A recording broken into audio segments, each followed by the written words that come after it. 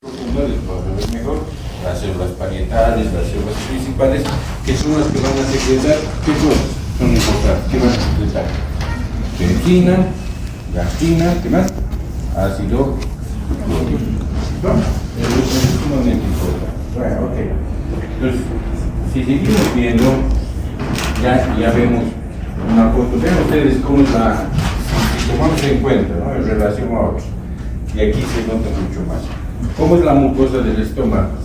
Gruesa, ¿no ves? Es amplia, no es chiquitita. Y nosotros vamos a tener aquí, ¿qué cosa? Las denominadas fosas gástricas. ¿Por qué? Pues son como fosas, ¿no ves?, que se van entrando. Tenemos la capa epitelial, la lámina propia, la mucosa muscular, la submucosa, las fibras oblicuas, la capa circular, la capa longitudinal. 3 capas musculares, esa es la diferencia, ¿no? Y una mucosa grande. Si sacamos una muestrita de aquí, ¿qué vamos a ver?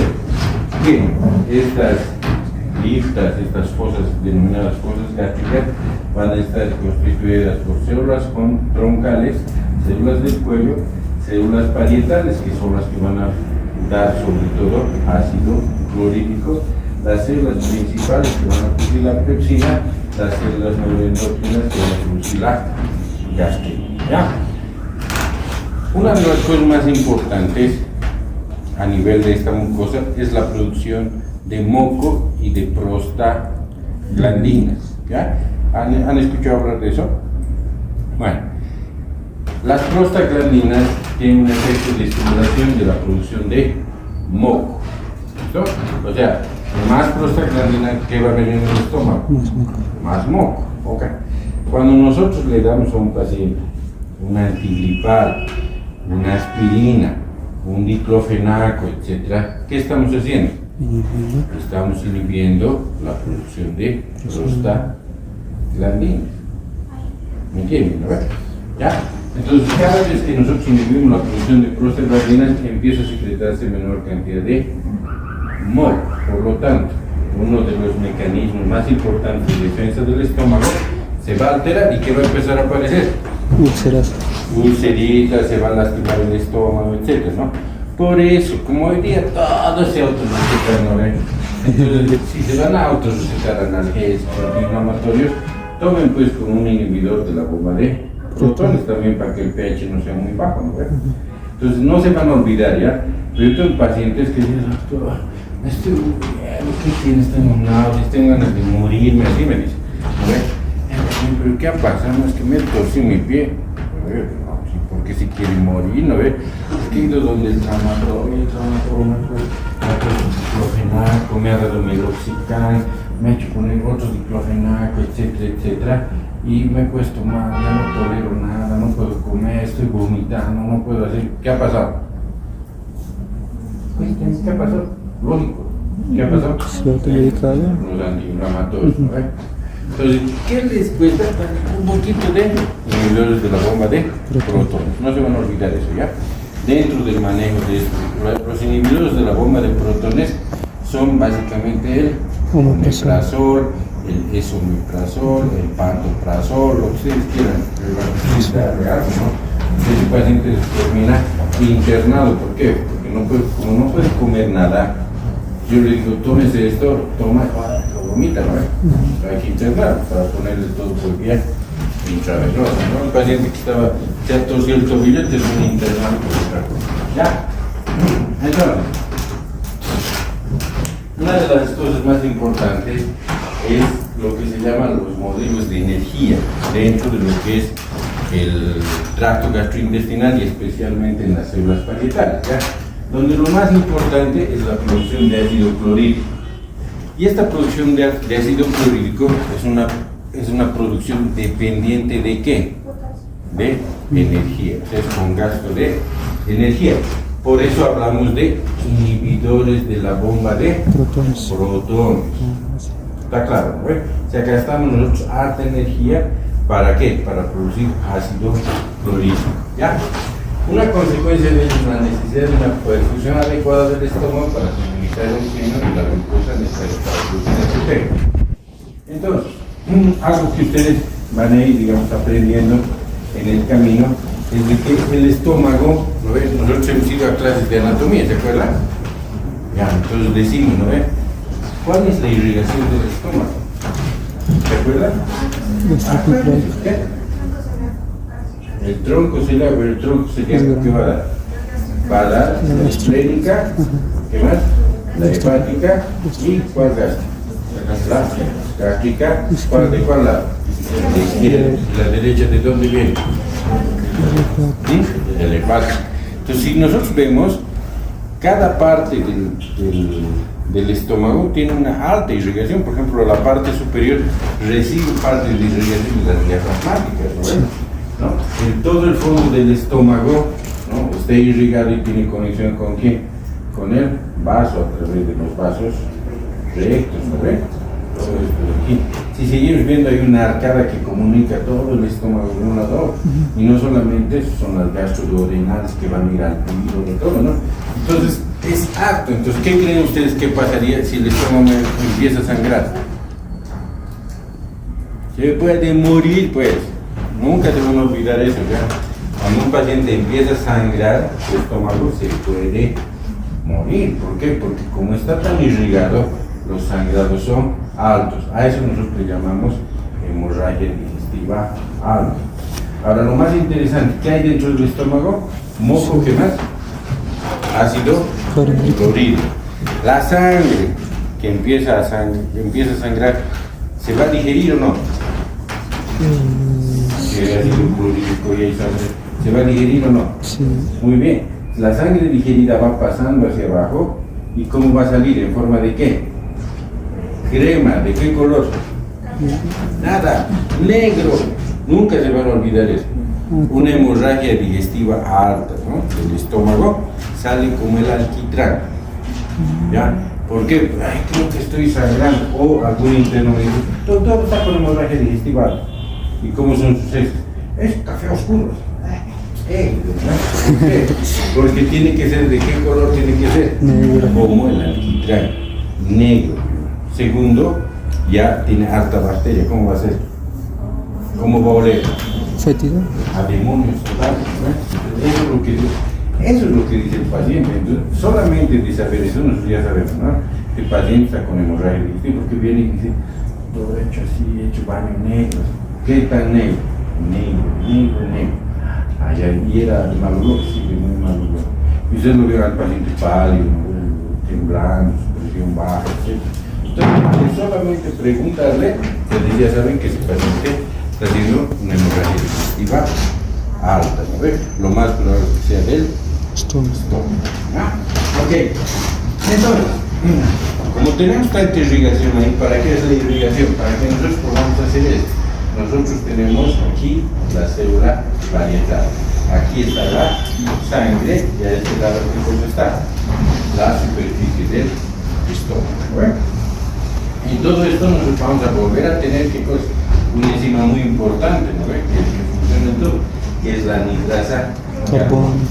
La anidrasa carbónica va a juntar CO2 con agua, va a formar ácido carbónico y el ácido carbónico se va a convertir en ¿qué? Bicarbonato e hidrógeno. El bicarbonato va a salir a la sangre, ¿no ve? Y se va a intercambiar con ¿quién? Cloro. Con el cloro. Mientras que el hidrógeno va a salir a la luz y se va a intercambiar con el potasio, pero a través de un transporte activo. Eso es lo que nos gusta, ¿no? Este transporte activo se da por una bomba que va a intercambiar ¿qué cosa? Protones. Por eso se llama bomba de protones. Estamos cambiando hidrogeniones con potasio. ¿Está claro? ¿Listo? Entonces, ¿qué es lo que vamos a tener? A medida que se va, que nosotros necesitamos, ¿cuándo necesitamos más ácido clorhídrico? ¿Cuándo estamos digiriendo? Cuando comemos, ¿verdad? Ahora, imagínense que ustedes comen algo bien rico. ¿Qué es lo último rico que han comido? Pollito. Ay, qué rico que está chicharrón, una parrillada, digamos.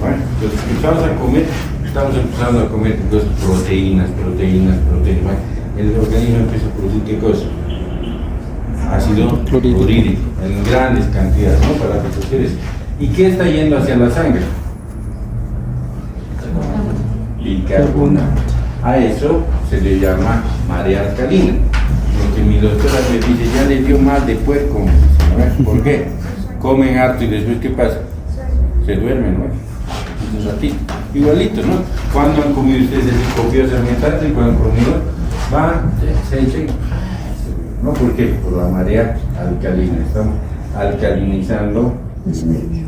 ¿No? ¿Ya? Entonces tenemos este tipo. Ahora, una cosa bien importante es que los picos, ¿ya?, de la secreción de ácido se van a deber a tres factores. Un factor gástrico, que es el que hemos dicho, ¿no? La comida entra. Un factor cefálico y un factor intestinal. ¿Qué significa eso? De que aquí es la misma gastrina, es el mismo contenido del estómago que va a estimular la secreción. Aquí debemos entender de que los movimientos intestinales van a estimular la secreción. ¿Pero a qué se refiere la fase cefálica? ¿A qué creemos que se refiere la fase cefálica? Que esto estimula esto, ¿ya? Por eso las abuelitas dicen, no, no vas a renegar tanto, no te vas a preocupar, te van a salir de cosas así tan antiguas, ¿no? El ser humano tenía la capacidad de interpretar la información que iba viendo de forma rutinaria. Entonces hay una fase cefálica. Gracias a esa fase cefálica, aunque ustedes no crean, se ha creado una línea como filosófica de la psicología, que se llama la línea filosófica de Pavlov. ¿Ya? Pavlov era médico. Entonces, ¿qué es lo que hace? Pavlov está muy interesado en las secreciones, especialmente en la secreción gástrica, ¿ya? Y empieza a hacer experimentos en perritos, que es el que en ese momento no se permitía, ¿no? Entonces les fabricaba fístulas a los perritos, fístulas gástricas, fístulas salivales, etcétera, etcétera. Entonces él veía de que ante ciertos estímulos empezaba a secretar más el perrito. Entonces trata de ser lo más racional posible, pero estamos hablando de alrededor de 1800 y pico, ¿no? Entonces, ¿qué dice el Papa? A ver, voy a ver, ¿no? Si él se condiciona por algunas cosas, entonces yo voy a agarrar y le traía comida. Y el momento de traer comida, sonaba una campana. Cada vez que traía comida, sonaba la campana. Otra vez comida, otra vez la campana, ¿ya? Y obviamente empezaba la secreción gástrica, ¿no? Listo. Hasta que llega un momento en el que dice, ya, bueno, ya harto tiempo estamos con esto. Entonces ya no trae la comida, solo toca la campana. ¿Y qué pasa? Empieza a secretar, ¿no? Y empieza a secretar algo. Entonces, ¿qué es lo que dice el Papa? Que en todo tenemos nosotros un reflejo condicionado. Los psicólogos se agarran de eso para decir que nuestra vida es un reflejo condicionado. Por ejemplo, si ustedes no llegan a las 3 en punto al examen, ¿qué va a pasar? No van a entrar, ¿no? Condicionado. O sea, todo estaría condicionado, por eso es algo así, ¿no? Y los rusos, que también son bien especiales, dicen, sí hay un reflejo condicional. Se agarran al osito y ¿qué? Lo agarran de una cadena al osito y empiezan a poner música. Y lo hacen caminar sobre ¿qué? Sobre piedras calientes. El osito, para no quemarse, ¿qué hace? Trata de levantar sus pies, ¿no? Y cada vez era música y piedras calientes, música y piedras calientes, hasta que dejan de llevar a las piedras calientes y empiezan a tocar música. ¿Y qué hacen? Empieza a bailar, ¿no? Tus bailarines. Entonces, todo eso corresponde a una fase que se denomina la fase cefálica. Es por eso que nosotros podemos pensar en algo y de pronto empezamos a secretar saliva. Nosotros comúnmente le llamamos a eso, ¿qué cosa? Se nos hace agua a la boca. Voy a empezar algo. Ya está. Esa es la fase cefálica. Entonces, es como una especie de preparación para la comida y de ahí entrar, ¿ya? Entonces, vean ustedes, obviamente cuando entra comida al estómago va a producir una mayor secreción, pero vean que la fase cefálica también es importante para la secreción de ácido, ¿no? Y la fase intestinal es menos, ¿no? Pero tenemos 3 fases en las cuales nosotros podemos tener. Esta fase intestinal también es la que está en relación con lo que significa los reflejos gasocólicos y demás cosas que vamos a ver. ¿Ya? Entonces, nosotros tenemos varias fases, ¿no? Hemos dicho una fase cefálica, una fase gástrica y una fase intestinal. Ya les he dicho de que a los que están aquí les voy a pasar las diapositivas. Ahora, si comparten, es por chakras, ¿no? Se supone que todos tienen que venir aquí a aprender. No es que tengan aquí, ¿ya? Entonces, tenemos una fase interdigestiva, ¿no? Que es la que nosotros hacíamos aquí una práctica, ¿ya? Esa práctica era medio torturante, pero bonita era la práctica. Uno de los alumnos le decían, a ver, ya, todos van a venir en ayunas, sorteamos, y entonces le quedaba a él. Le agarramos una sonda, ¿ya? Una sonda nasogástrica. Con mucho cuidado, le metíamos la sonda y él lloraba, y liberaba meter la sonda, ¿ya? Entonces, una vez que hemos hecho, tomamos muestra a los 5 minutos, a los 15 minutos, a los 30 minutos, 45 minutos y a la hora, ¿ya? Y eso lo dosificamos en el pHímetro, ¿no? Para saber cuánto era su pH. Sumábamos todo y lo dividíamos en el número de tomas. ¿Y qué sacábamos nosotros? La secreción ácida basal. ¿No? ¿Qué significa eso? De que el estómago mantiene una acidez. ¿Listo? Y esa acidez puede aumentar. ¿Con qué le hacemos aumentar esa acidez? Le vamos a estimular. ¿Qué le vamos a dar? Le vamos a dar un poco de jugo de naranja. Es como, me he olvidado decirles, ¿no? Una parte bien importante. ¿Ustedes saben cómo podemos nosotros ver la secreción salival? En parte de la práctica también se decía eso. Se agarra un poco de limón con sal, ¿sí? Con un cotonete, se levanta aquí, le tocamos y vamos a ver el conducto de siempre está mi. A ver si en su casa hace a su hermano. En la boca, no te muevas. Y van a ver, ¿qué con estas armas, no?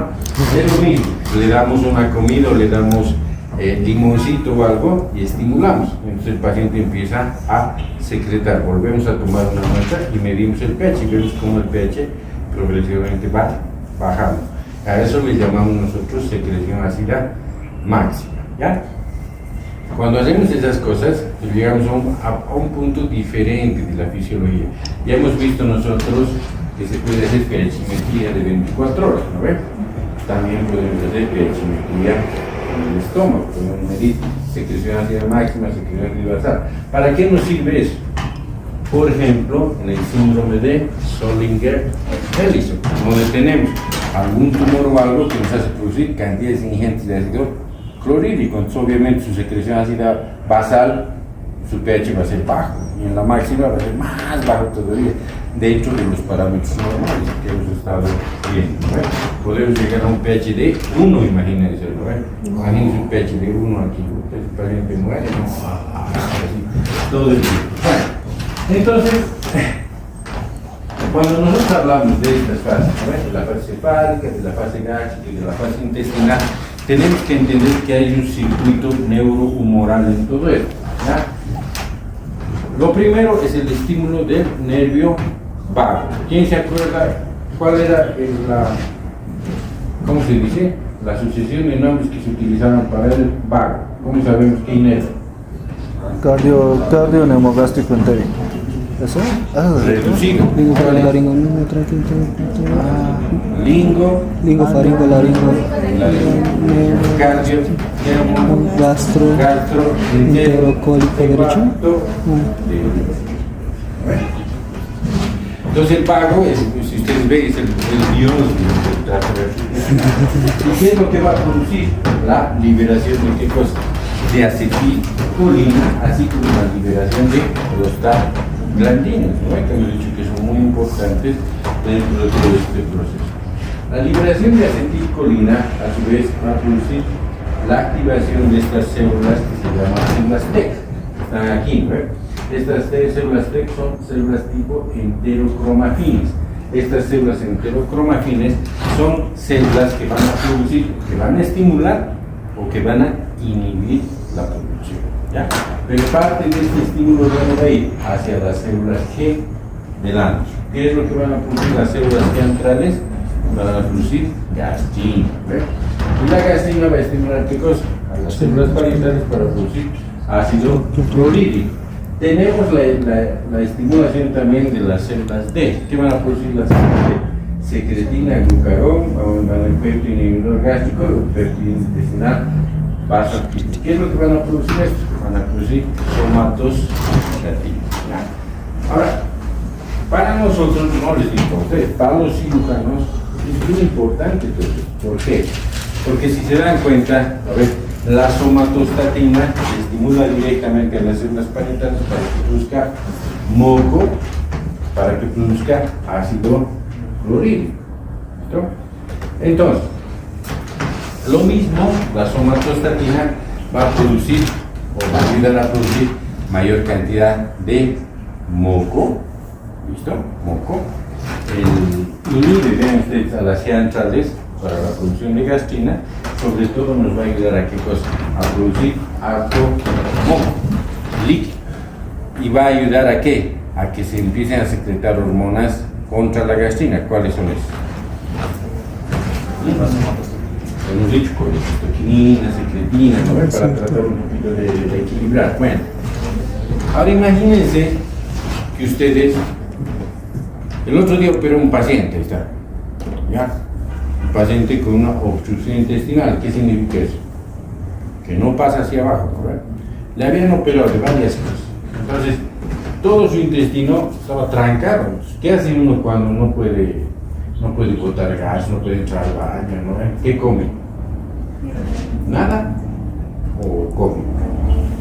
Todas se meten a la boca para poder entrar al baño, todo. No se imaginan las cosas que se encuentran. Se van a meter leche, se van a meter fruta, todo, ¿no? Entonces, hasta que llega un momento en el que está tan distendido este paciente que de pronto está bien, ¿qué va a salir? Toda la comida. Nos sacamos y sigue saliendo comida, y sigue saliendo comida. ¿No? Es terrible. Entonces, en esta paciente, ya, le saco, digamos, y le vuelvo a unir el intestino. Entonces, la pregunta es, esa sutura que le he hecho, ¿por qué se puede abrir? Generalmente por la dilatación. distensión. Si yo cuento, ¿cuánto hay de saliva? 1500 ml. ¿Cuánto hay de jugo gástrico? 1500. ¿Cuánto hay de jugo pancreático? 1000. ¿Cuánto hay de jugo biliar? 1500. ¿Cuánto ya es? 6 litros van a pasar a través de todo el sistema. Parte de estos 6 litros son todas las secreciones que estamos haciendo. Y si estimulamos la somatostatina, va a haber más secreción. Y si inhibimos, menos secreción. ¿qué va a pasar? Menos secreción. Si corto la somatostatina, si estimulo, Más secreción. ya, van a ver.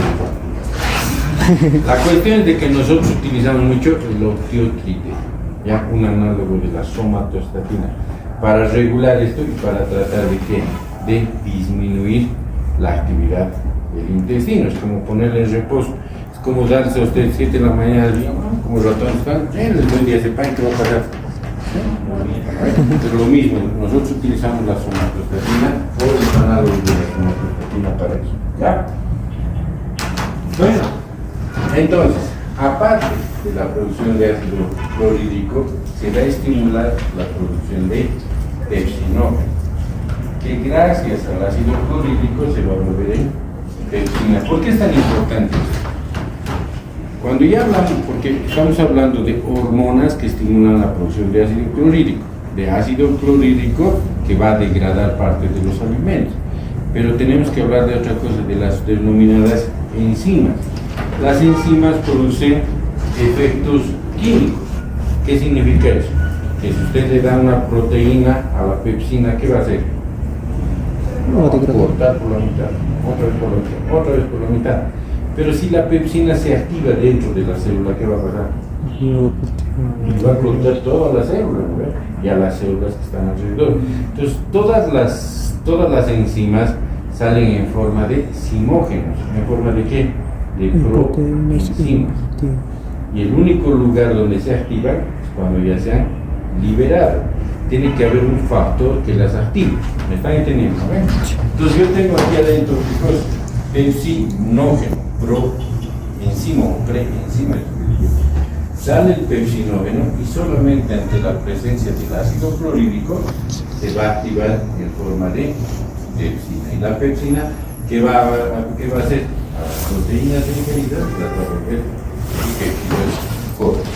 En toda la actividad enzimática del tracto digestivo siempre vamos a ver eso. Cada vez que se altera eso, ¿qué vamos a tener? Enfermedad. ¿No ves? Por ejemplo, yo ya les digo, empiezo a tomar antiinflamatorios no esteroideos, como me duele, están tomando, entonces se va a empezar a dejar de secretar el moco. ¿Listo? El ácido clorhídrico ya no va a salir, sino que es capaz de entrar, va a empezar a producir ¿qué cosa? Activación aquí adentro. Y de pronto vamos a tener ¿qué cosa? Úlceras. ¿Tenemos una idea de lo que son las úlceras? No, pero voy a intentar mostrar para que tengan una idea. ¿No? ¿Ya? Entonces vean ustedes cómo esto es tan diferente cuando hablamos nosotros de las células que van más abajo. Las células que van más abajo tienen las famosas células de ribete en cepillón, porque el objetivo principal ya más abajo, ¿cuál va a ser? Absorción. Entonces se quiere practicar el proceso de digestión. ¿Ya? Entonces, para el proceso de digestión nosotros vamos a entrar a otra estructura, ¿no? Porque ya no estamos formando el primo ácido de oro, y vamos a entrar aquí a esta estructura muy especial, ¿ya? Que da problemas a todos, especialmente a los humanos. Es el temor de los humanos. ¿Por qué? Porque es el centro donde se concentran todas las secreciones. Imagínense un balazo ahí. Muerte total, ¿no? Cualquier cosa. Una puñalada ahí. Yo soy cirujano de emergencia, ¿no? Un sufrimiento total. Con él dice de que la experiencia, ¿no? Lastimosamente, es la suma de todos los errores que uno ha tenido, ¿no? ¿Por qué? Porque a medida que uno ha ido avanzando en la vida, ha cometido errores que no los va a volver a cometer, pero eso se transforma en experiencia. No se olviden que ustedes vienen a la facultad de medicina, vienen a estudiar. ¿Por qué? Porque cada uno de los médicos, técnicamente o teóricamente, debería darles parte de su experiencia para que evitemos nosotros cometer errores a futuro, ¿ya? Y considero que es una de las lesiones más complejas. ¿Por qué? Porque va a llegar la secreción biliar, va a llegar la secreción pancreática. Y no se olviden que en la secreción pancreática, especialmente en el club gástrico, que van a llegar altas enzimas proteolíticas, lipolíticas, etcétera, etcétera, etcétera, que van a producir mayor lesión. Por ejemplo, nosotros tenemos ostomía. ¿Saben lo que es una ostomía? Es sacar afuera algo, ¿ya? Por ejemplo, una colostomía. ¿Qué estoy sacando? El colon. El colon. Entonces, una yeyunostomía. ¿Qué estoy sacando? Yeyun. Una duodenostomía. ¿Qué estoy sacando? Sí, es una buena solución. Cuando nosotros les hacemos especialmente las ileostomías, que sería sacar el ilio, ¿no? Las hacemos bien bajas, ¿qué va a salir? Todos estos productos. Y si el paciente no se cuida, ¿qué va a pasar? Se empieza a quemar, toda la piel aquí se quema. Ya es bien difícil curarse, especialmente en pacientes. Imagínense ustedes qué harían si parte de su intestino está saliendo por aquí. Oh, por Dios, ¿no ve? Hay que tener resiliencia, hay que tener ganas de vivir. Hay algunos pacientes que no quieren, prefieren morir a tener una ostomía. No, yo prefiero morir. Y cuando se le hace la ostomía después de haberle dicho todo, la Biblia, todo lo que hemos hablado, entonces el paciente ve su ostomía y no quiere tocar. La deja así y empieza a quemar y empieza a hacer, ¿no? Por eso, digamos, en la parte quirúrgica, los intentos que rotan en la parte quirúrgica, no tienen que renegar cuando ven un paciente así, ¿no? La mayoría renega y lo deja así. No quiere que se le cambie, no quiere que se le toque, sí le duele. Está consumiendo, está digiriendo la piel, ¿no? Obvio que le va a doler. Nosotros tenemos que tratar de enfocar, por eso estamos viendo todo esto, ¿no? enfocarnos bien, enseñar al paciente de que no, vamos a tratar de ayudar, qué cosa, cómo está más cómodo, cómo se siente mejor, y nosotros le vamos a ayudar a curarse sus lesiones, le vamos a enseñar precisamente para que no se lesionen. ¿Ya? La mayor parte de los médicos, de los clientes internos, todo, cuando ven un paciente con un abdomen ostomizado, o peor es cuando está descontrolado, hecho una fístula, ¿no? Su hilo del intestino, en este momento, por X o Z razón se abierta y empieza a salir por la herida, empieza a salir por todo lado, pues son peor todavía los pacientes. Tratamos de resolverlo lo más rápido posible. A veces se puede, a veces no se puede. Una de las causas aquí más complicadas de fístulas es la tuberculosis, ¿no? Tenemos harta tuberculosis. Y la tuberculosis produce obstrucción intestinal severa, que a veces nosotros tenemos que entrar. Entramos, así no le hemos hecho mucho al intestino, por la tuberculosis se fistuliza. Y las fístulas, imagínense, por todo lado, ¿no? Está como un vaso perforado por todo lado. ¿Ya? Bueno, pero ¿qué es lo que tenemos? En las secreciones duodenales se derivan de dos fuentes principales. Uno son los jugos biliares que vienen del hígado y atraviesan una serie de conductos, ¿verdad?, que son muy importantes. Van a formarse el hepático izquierdo, el hepático derecho, se va a formar el hepático común, que se va a unir a la vesícula a través de este conducto cístico y va a formar el conducto colédoco, que va a terminar en la familia de Barrett. Lo importantísimo es esto, el conducto pancreático, que puede terminar de esta forma, ¿no ven? O puede terminar en forma de caño de escopeta, o sea, los dos terminan así, y ahí recién está la papila. Esto es muy importante porque a nosotros nos interesa, porque hay mucho caldo, ¿no ven? Hay muchas, o sea, entre Chile y Bolivia nos repartimos el primer lugar en la formación de la litiasis, ¿no ven? Ahora también han aumentado los hindús, pero los hindús son muchos. Bueno, entonces, ¿qué va a pasar? Cuando hay litiasis, el cálculo se puede salir por aquí, venir aquí, pero se tranca aquí. Ya no va a salir la bilis. Y si no sale la bilis, ¿dónde se va a ir? A la sangre.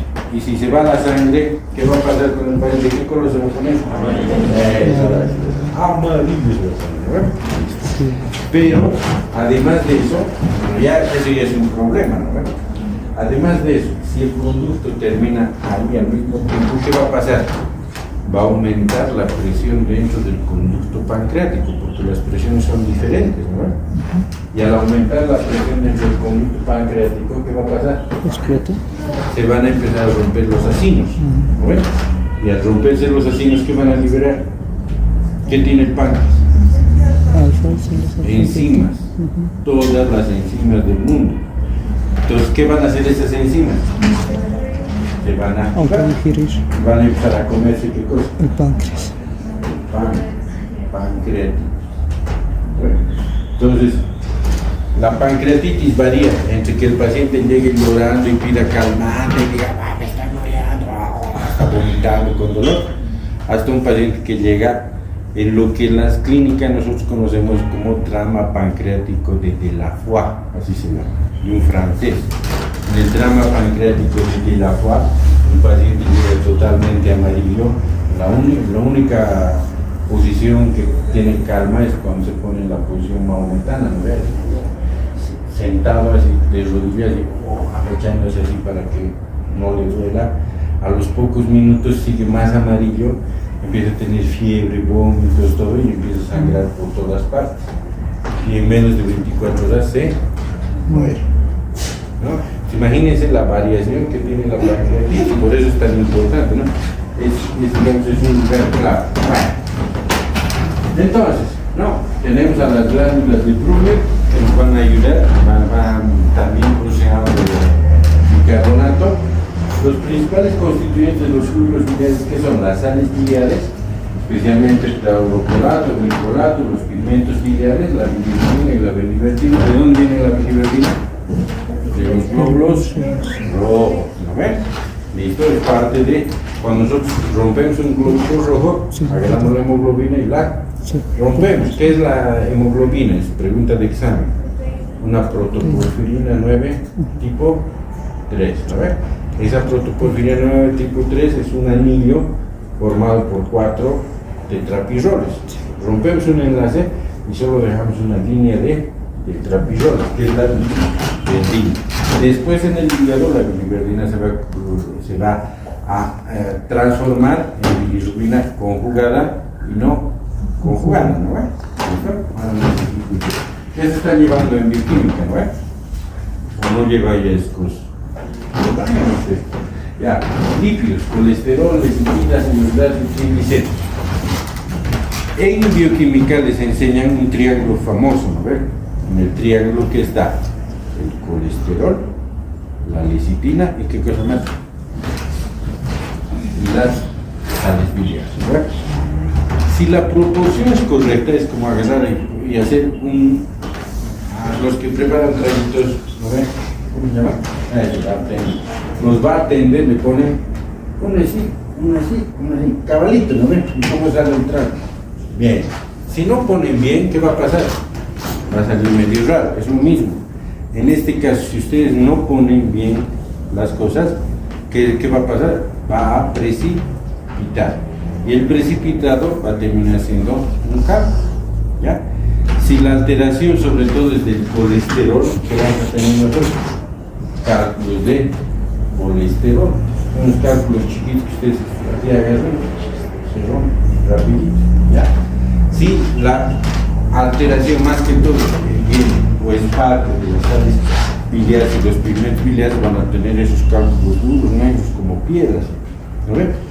Y si aparte de eso nosotros tenemos una alteración en los depósitos de calcio, ¿qué vamos a tener? Como diamantitos, ¿no? Medio transparentitas, y son los cálculos. Entonces, cuando estén en la parte clínica, ustedes ya van a saber, ¿no ven? ¿Qué tipo de cálculos hay? Van a decir, este por ejemplo comía mucho huevo. ¿Me entienden? ¿Por qué? Porque es así, pues, hay gente que le encanta el huevito, ¿no? Colesterol, no, la mayoría de sus cálculos son de exceso. ¿No? Bueno, más o menos tenemos. Aparte de eso, ¿no? Nosotros hemos dicho otra vez, ¿cuál es la composición de la bilis? No se olviden que la bilis es el laboratorio del organismo. Agarra el colesterol, se lo puede botar, las sales biliares primarias, las secundarias, la taurina, la glicina, las sales biliares conjugadas, ¿no? La lecitina, ¿no? Todas estas sales biliares van a ir a través de la circulación enterohepática. ¿Se acuerdan? ¿No? Me están llevando eso tanto que estudian parásito, ya deben saber de circulación enterohepática, ¿no? Parásito, eso no nos dice mucho hablar, parásito, ya. Entonces, ¿qué dice la circulación enterohepática? ¿Cómo funciona? Se absorbe en el intestino, va a través de ¿qué? Los venas. Del sistema porta, llega al hígado, se metaboliza y va a salir a través de ¿qué? Los canalículos biliares. Entonces, cuando nosotros hablamos de la bilis, ¿de qué color es la caquita? Café. Café. Ese color está dado por la Estricovil.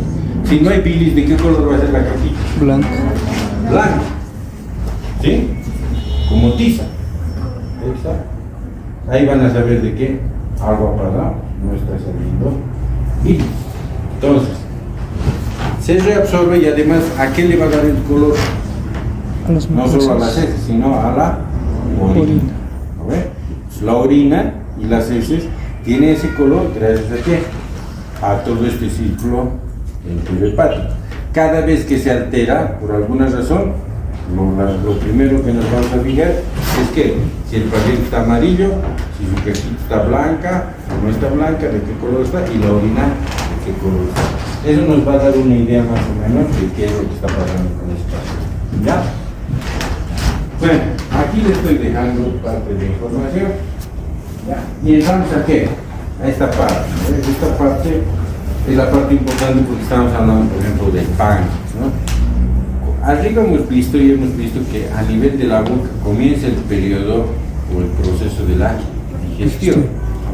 Y en este proceso de la digestión, lo más importante es la amilasa salival, ¿no? Que es una enzima que va a empezar a digerir ¿qué cosa? los hidratos de carbono. ¿Ya? Pero a medida que vamos bajando, vamos a encontrar la pepsina, que va a degradar ¿qué cosa? Las proteínas. Y más abajo ya vamos a ver nosotros la secreción pancreática. Entonces, la secreción pancreática, básicamente, aquí la clave del éxito es el tripsinógeno. ¿Listo? Una proenzima. Este tripsinógeno se convierte en tripsina. La tripsina ya vendría a ser ¿qué cosa? La enzima, la clave del éxito. Solamente se va a activar ante la presencia de la enteropeptidasa. ¿Y dónde está la enteropeptidasa? Está en el ribete en cepillo de las células del duodeno, del intestino. Entonces, teóricamente, mientras no entra células intestinales dentro del conducto pancreático, estas enzimas solo se activarían ¿dónde? En el duodeno.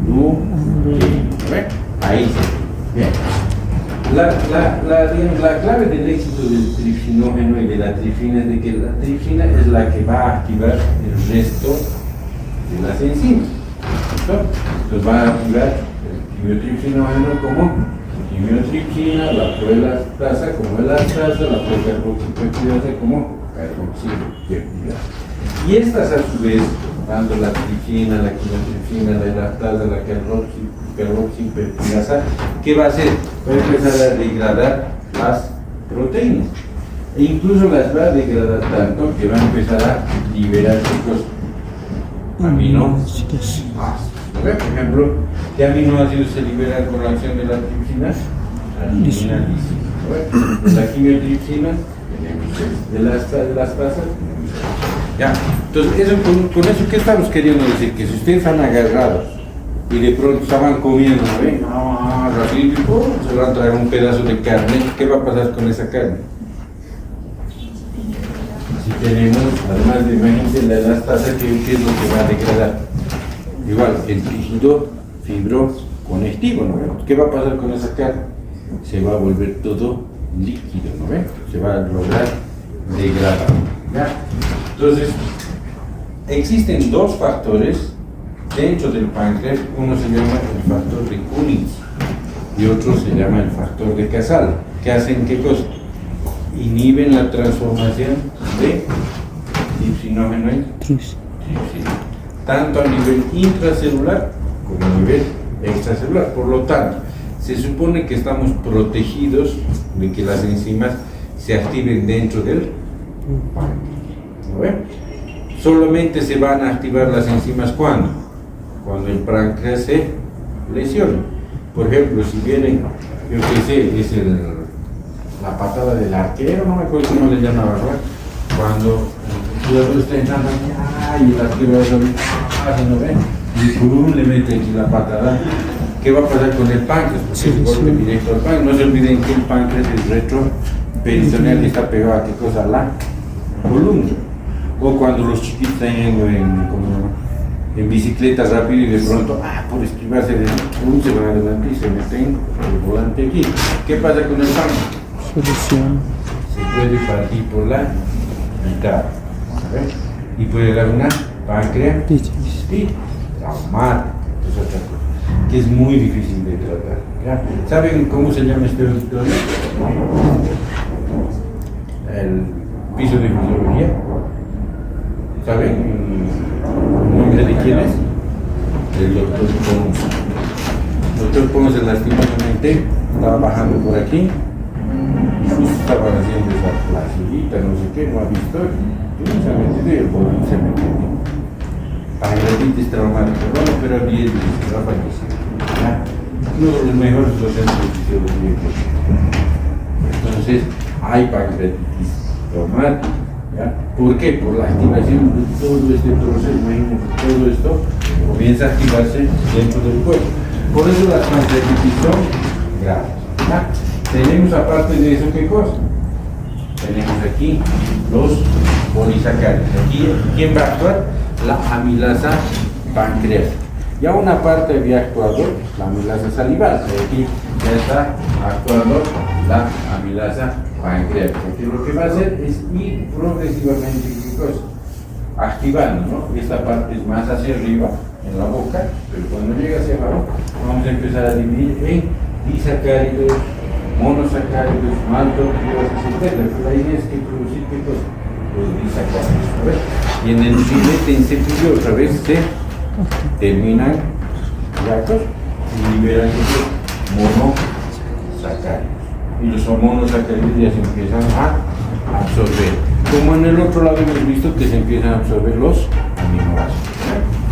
Entonces ya empieza todo ese proceso de digestión y absorción, porque pasa el duodeno y ya entra en el yeyuno, ¿no? ¿Y cuál es la función del yeyuno? Empezará a absorber, ¿no? Va a absorber eso, todo. ¿Ya? Eso es por un lado, ¿no? Y por el otro lado tenemos ¿qué cosa? Las gotas emulsificadas, las micelas. Hemos dicho que la bilis, una de las funciones que tiene es agarrar una gota de grasa como un detergente, ¿no? La vuelve en microgotas, y estas microgotas a su vez están formadas ¿por qué? Por micelas. Las micelas son una mezcla de colesterol, triglicéridos, son microgotitas, ¿no?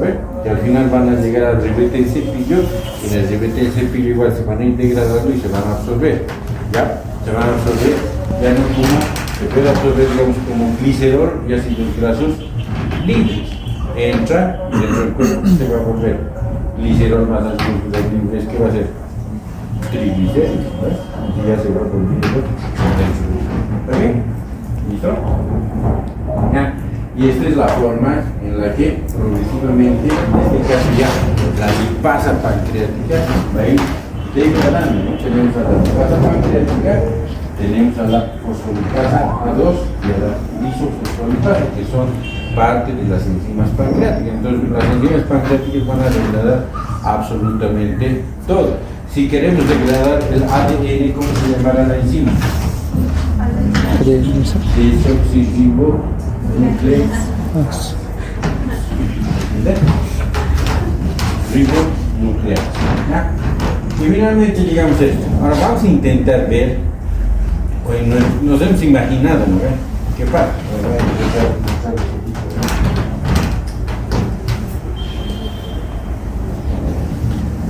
Vamos a ir viendo, ¿ya? En realidad, digamos, aquí tenemos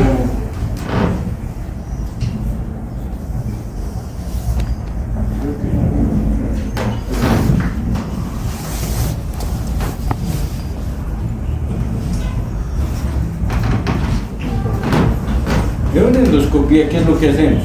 Metemos una cámara a través de la boca. Pues quiero que vean, no sé para qué van a filmar, igual les voy a dar una vez. Pero ¿qué vamos a hacer aquí? En este caso estamos haciendo una endoscopía para tratar de ver todas las molestias que tiene el paciente. Y vean ustedes de qué. Estoy aquí llegando hacia dónde? Hacia el esfínter esofágico inferior. ¿Ya? Cada endoscopía la manejo de forma diferente. Estoy entrando al esfínter esofágico inferior, estoy tratando de entrar, porque si yo hago muy fuerte, ¿qué va a pasar? Lo voy a hacer sangrar, ¿no ve? El paciente está sedado, por si acaso, porque si estuviera despierto, me puede dar pero lo que hay que hacer al paciente es sedarlo, ¿no? Hay que darle un poco de anestesia. Esperamos que sea, ¿no? El esfínter esofágico inferior. ¿Cómo vamos a intentar a que se abra? Un poquito de aire le vamos a meter y lo vamos a estimular. Dependiendo, por ejemplo, usted traga, ¿cómo quieren tragar? Hace así, el paciente, si bien está dormido, pero tiene todavía sus reflejos. Hay que ir estimulando ya poquito. ¿Ya? En este paciente, hay pacientes en los que depende de la patología que encontremos. Es más fácil de entrar o es más difícil de entrar. ¿Ya? Vamos a ver. Trataremos de entrar nuevamente. Vamos a tratar de entrar. En ese endoscopio, como les digo, hay varias endoscopias. ¿Y hemos entrado? Ya hemos entrado al estómago. Vean ustedes, ¿no? Estamos viendo. ¿Qué sería este lado? La curvatura menor. Este lado, la curvatura mayor. ¿Ya? Pues cuando vamos viendo, una cosa que nos llama la atención es la mucosa, ¿no ven? La mucosa está ahí medio rojita. Nos vamos al fondo y ¿qué vemos? ¿Qué es eso? El otro píloro. Píloro. ¿Ya? Entonces, ¿qué tenemos que tratar de hacer? Entrar al píloro, acabamos de entrar. ¿Cuál es el objetivo de entrar al píloro? Llegar al duodeno. Y van a ver que cuando llegamos al duodeno, ¿cómo cambia la mucosa? ¿Qué hay ahí adentro? Gracias. Y, ¿vale? Estamos, y todo lo que hemos leído, hemos revisado, todo, ya estamos viendo aquí. A ver, vamos pasando, retrocedemos, vemos aquí, cómo sale la vida, estamos en el duodeno, vamos a salir un poquito más, y es el píloro. Una vez que ya hemos visto el píloro, la cosa que tiene ahora, nos damos la vuelta y vemos qué cosa, la curvatura menor. Nos vamos hacia arriba, ¿qué es lo que estamos viendo? ¿Por qué no podíamos entrar en esta paciente? Es lo que les mostré el otro día, tiene una hernia yatal gigante. Apenas entró, esa parte que estamos viendo aquí está aquí arriba en el pecho, está delante del corazón, ¿no? Por eso no podíamos entrar, era medio raro, un costado. Es una paciente, tengo la cirugía, creo, la doctora tiene la cirugía, no me preocupa, pero digamos en la cirugía podríamos ver mejor cómo hemos hecho, a ver si podemos ver algo de eso, ¿ya? Entonces, en este caso, si bien la paciente tiene un poco de gastritis, todo eso, ¿cuál es su peor modelo? Una hernia yatal. ¿Ya? Eso es lo que hemos visto en esta paciente.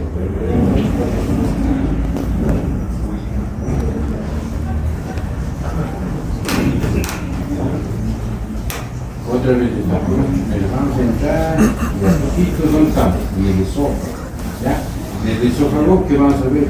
Si vemos, bueno, estamos pasando rápido, pero hay que ver las curvaturas. Eso de ahí, ¿qué va a ser? El esfínter esofágico inferior. Cuando nos acercamos, vemos aquí cómo ya va cambiando la mucosa. Eso nosotros llamamos línea Z, la intersección de la mucosa. ¿Qué vemos ahí adentro? Y la bilis es normal en el estómago. No, ya sabemos, no tiene reflujo biliar, tiene alguna alteración, ya por eso le está molestando. Vamos entrando otra vez, estamos ahorita en el cuerpo del estómago, vamos entrando, y aquí vamos a ver unas líneas rojitas, ¿notan? Sí. Les voy a mostrar. Despacito hay que entrar para no perderse de nada, ¿no? Entonces tenemos algunos pequeños residuos de comida que yo creo que es más por el reflujo. Ya, trato de ver. Si ustedes ven aquí hay una intersección, hay una porción que es más blanca, no sé si pero bueno. Y tenemos algunas líneas rojitas como si hubiéramos pasado por ahí cuando no hemos pasado. ¿No ve? Llegamos otra vez al píloro. Entonces, cuando llegamos al píloro, vemos como el píloro se cierra. ¿En qué proceso está en eso? Está contrayéndose, ¿no? Ahora recién se está relajando. El momento en el que se relaja tenemos que aprovechar para entrar. Estamos viendo la funcionalidad del píloro. Si ese píloro está funcionando bien o está funcionando mal. ¿No? Hay píloros, digamos que llamamos complacientes, pasa más rápido en el endoscopio. Y hay píloros en los que es más difícil pasar. ¿Ya? Una vez que hemos pasado, otra vez llegamos al duodeno, vemos que la mucosa completamente diferente, ¿no? Hay una diferencia notable. Ahí sí vamos a encontrar bilis, no hay problema. Lo raro en este paciente es encontrar bilis en un lugar donde nos damos la vuelta, ya vemos todo, estos son los pliegues del estómago, ven que la mucosa es gruesa, cortota, ¿no? Y vamos a buscar a la parte de arriba. ¿Qué es lo que hemos visto? Lo que nos ha llamado más la atención, hemos visto bilis, ¿no? En el fondo del estómago, con ese acumulado la bilis. Este es el hiato. ¿Cómo están en relación al otro? Cerraditos, ¿no? El diafragma y el cerradito. El otro como era, como el caso de y vamos viendo el estómago, las venas del fondo, si no tienen varices esofágicas o varices gástricas, etc. Y terminamos con el estudio. Diagnóstico más o menos ha sido un reflujo de duodeno.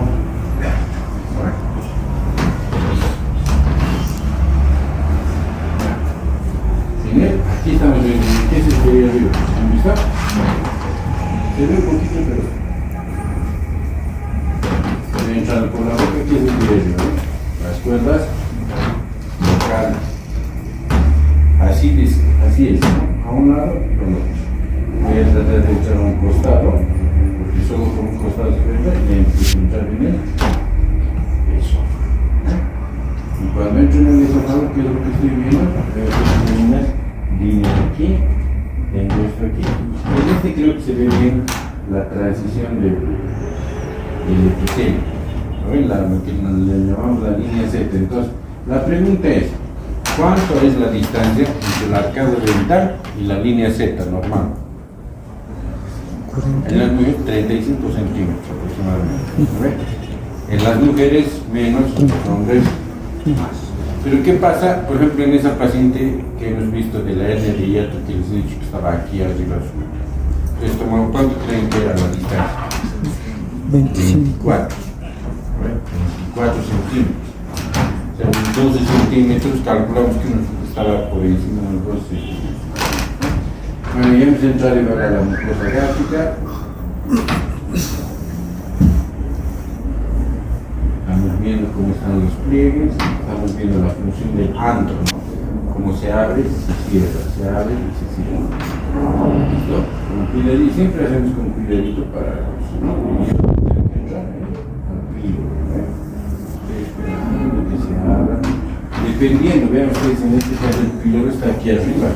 ¿No? Sí. Hay otros que están más rectitos. Entonces, cada persona es diferente. Eso es lo que lo hace difícil la medicina. Que ustedes dicen, sí, te queremos, ¿no? Como si fuéramos máquinas. No es así. Cada persona siempre va a ser diferente, va a tener algo diferente. ¿Ya? Entonces, ustedes tienen que saber todo. ¿Está bien? Ahí arriba están, ¿ven? Hay que acomodarse para tratar de entrar hacia arriba. Hay que doblar el endoscopio. No se olviden que el endoscopio es un equipo flexible, ¿no ven? Que lo podemos mover de un lado a otro. Si fuera recto, más difícil. Antes había solamente rectos. Imagínense cómo había que ponerlo al paciente para meterle el endoscopio. Había que echarlo, cabeza hacia abajo, calcular y como tragas hambre, es diferente. Y eso se hacía más antes, ¿no?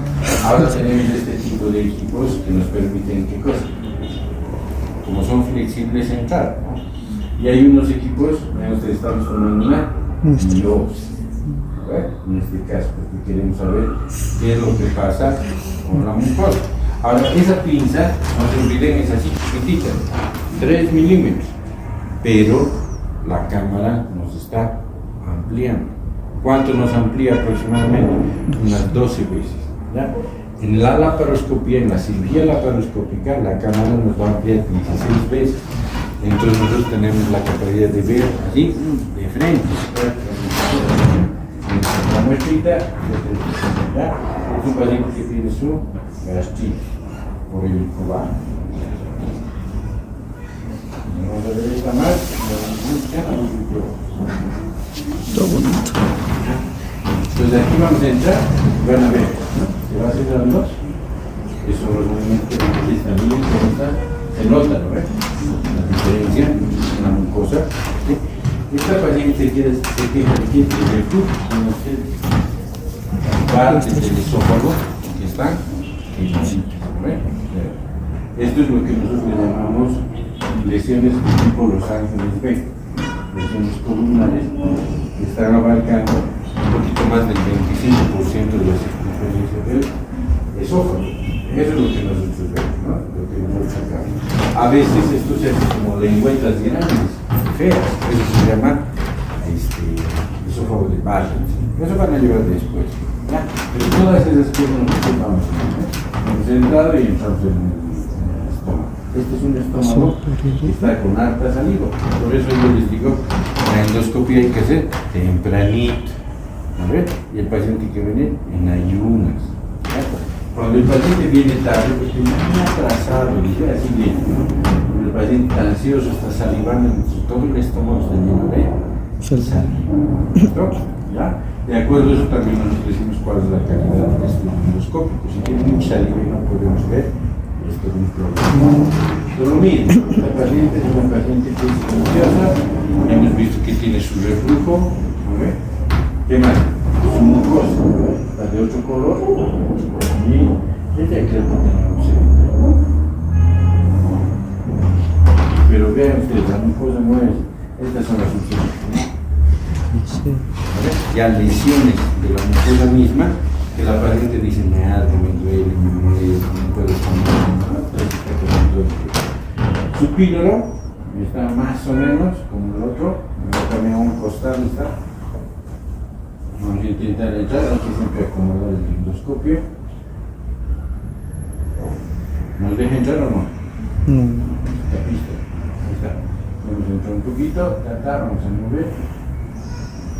Entramos al duodeno. Tratamos de ver, la mucosa está bien nomás, por ahí siempre vemos un poquito. Ya, nos salimos, ¿no?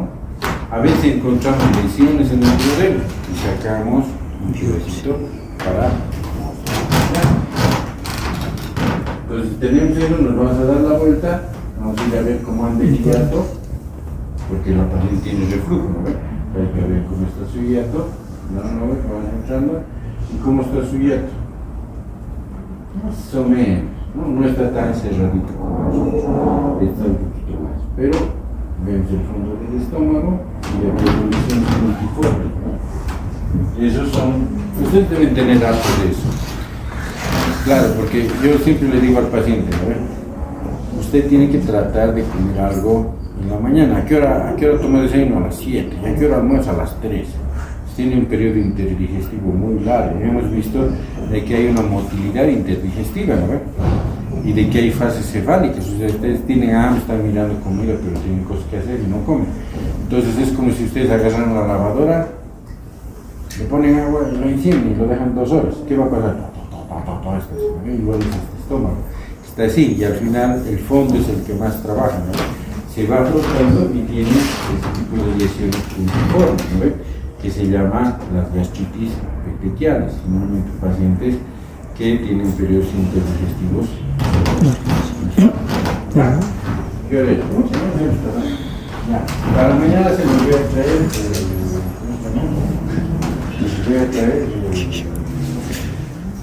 la cirugía, ¿está bien? ¿Están de acuerdo o no? Sí.